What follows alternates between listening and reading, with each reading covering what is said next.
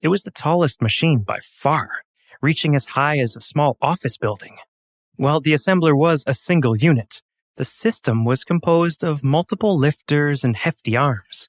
They allowed a single person or an AI routine to put together a mech without relying on any other manpower. Modern assemblers were the cornerstone of boutique industries. They made it possible for craftsmen to economically compete against giant mass producers. Mass production remained the most cost and resource-efficient mode of production, but small-scale manufacturers could more easily tailor their individual products to their customers.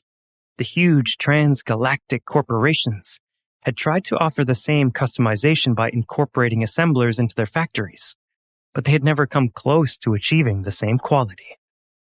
Vez owned a cheap, run-of-the-mill assembler that was nowhere near its prime. Like his 3D printer, the assembler showed some signs of use and repair. There was a danger that self-made repairs by previous owners could cause an issue in the system, but the machine wasn't advanced enough for that. Vez didn't think he needed to be too concerned, especially after he had completed the necessary checks to ensure it was still in working condition. Damn, I've already spent 6 days on this. I only have 2 left to put the mech together. That was the same amount of time it took to produce the entire Mark Antony on Iron Spirit. He hoped that as he familiarized himself with his equipment, he could speed up the production process to match that time in the real universe. But that will happen later. For now, slow and steady wins the race. From a jumbled pile of components, the mech slowly came to life. Vez started putting together its internal frame, which formed its skeleton. It was the simplest part of the assembly process, as the components were built like a jigsaw puzzle, with each piece snapping together easily. Once the skeleton was fixed into place, Vez started to add the essential organs to the frame. The engines, power reactor, energy cells, sensors, and the all-important cockpit were put in one by one.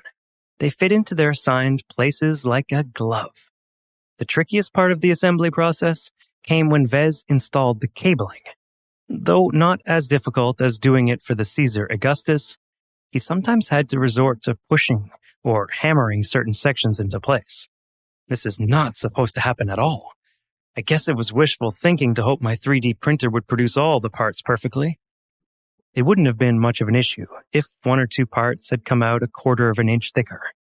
But if multiple sections had started to exhibit variations in their dimensions, a chain reaction of misalignment would have been set off when he started to put them all together. Fortunately for Vez, the deviations were within an acceptable range, although he did have to force a few pieces in here and there. He managed to fit all the components together fairly well. Maybe it's not a bad thing that this mech isn't an exact replica of its blueprint. The variations make it unique, just like each and every human. A lot of fabricators hated any sort of deviation or inconsistency, and Vez knew that if the majority of the parts were defective, he would never be able to sell it. But in the grand scheme of things, he didn't think it was so bad to include a little bit of harmless eccentricity in his mech. After making sure the components still worked at peak efficiency, Vez moved on to the armor. The countless robotic arms of the assembler picked up pieces of plating and carefully aligned them before installing them in their designated places. Special screws and adhesives kept them in place. He also put together the mech's default armaments, the mace and heavy tower shield. Assembling the latter was a tiresome ordeal due to the sheer number of plates stacked onto one piece. The final components were installed toward the end of the second day. Vez let out a sigh of relief as he hit the button to initiate the painter module of the assembler. He was far too tired to coat and paint the mech's outer layer by himself. He didn't care too much if the coating wasn't all that great. The painting took a few hours, but the advanced coating dried quickly. Finally, the mech was complete.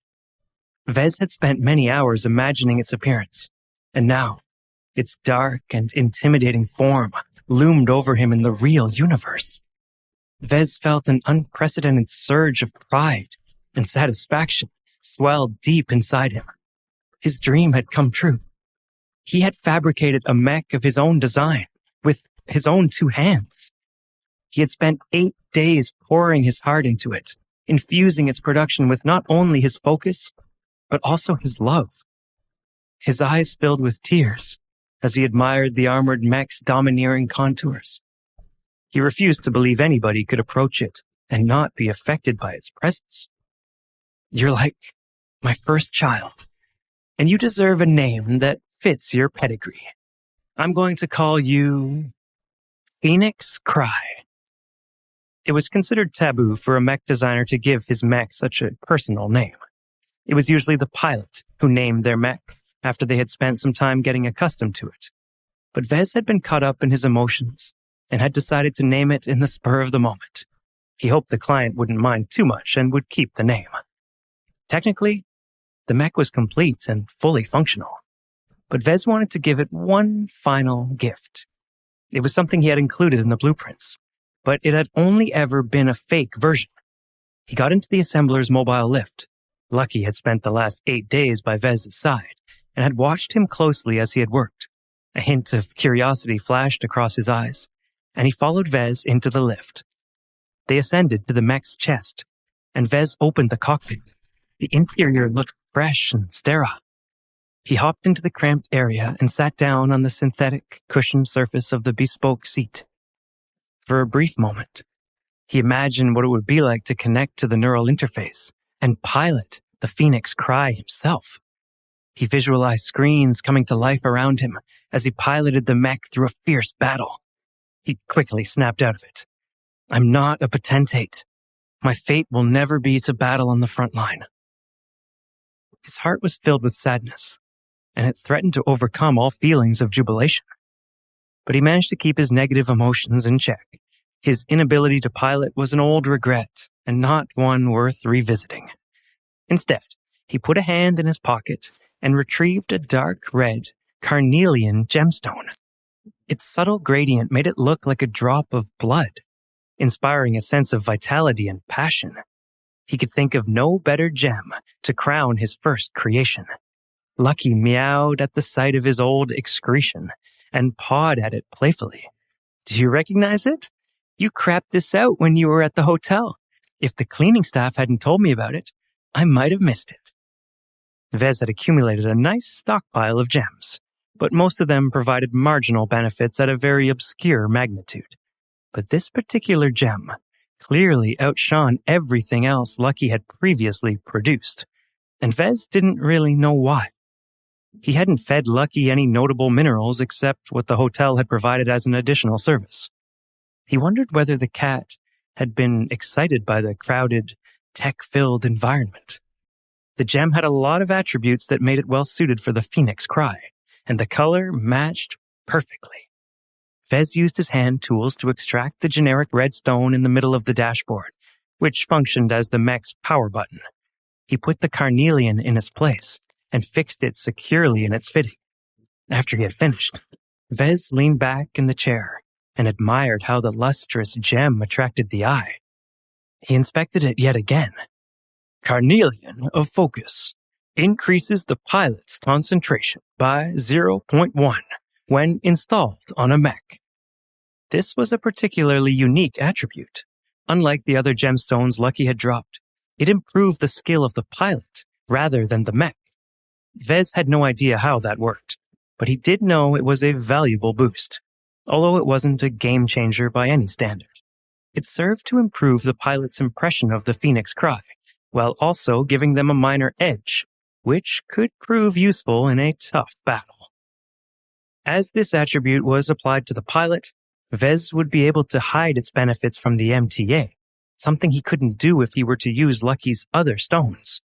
That was because he wouldn't have any reasonable explanation for how a mech was able to move 0.5% faster, or how it could withstand lasers 1% better than the HRF plating was designed to take on.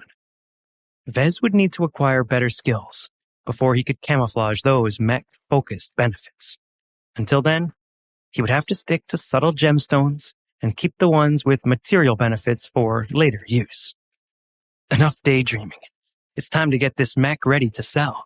First up, I'll have to certify the Phoenix Cry. Please subscribe to the Pocket FM YouTube channel and press the bell icon for instant notification. Check out our channel for more such exciting shows.